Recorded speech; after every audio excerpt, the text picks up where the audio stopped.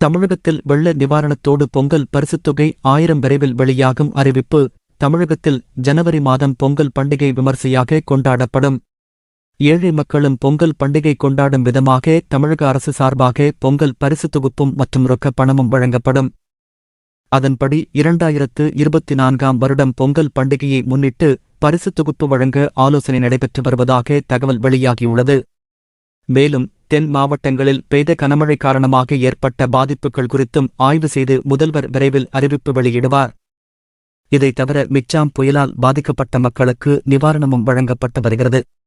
இந்நிலையில் இடைக்கால நிவாரணமாக 2000 கோடி ஒதுக்கீடு செய்ய வேண்டும் என்று முதல்வர் ஸ்டாலின் கோரிக்கை விடுத்துள்ளார். இப்படி வெள்ளம் நிவாரணம் மற்றும் பொங்கல் பரிசு தொகை என இரண்டும் வழங்குவது குறித்து அரசு ஆலோசனை நடத்தி வருகிறது. பொங்கலுக்கு ரொக்கத் தொகை 1000 ரூபாய் வழங்குவது குறித்தும் அரசு ஆலோசனை செய்து வருகிறது. விரைவில் இதுகுறித்து அதிகாரப்பூர்வ அறிவிப்பு வெளியாகலாம். இந்த மாதிரி வரக்கூடிய செய்திகள் அனைத்து உடனுக்குடன் தெரிஞ்சுக்கணும் அப்படின்னா நம்ம சேனலை சப்ஸ்கிரைப் பண்ணிக்கோங்க. கூடவே சைடில் இருக்கிற பெல் பட்டனை கிளிக் பண்ணிக்கோங்க.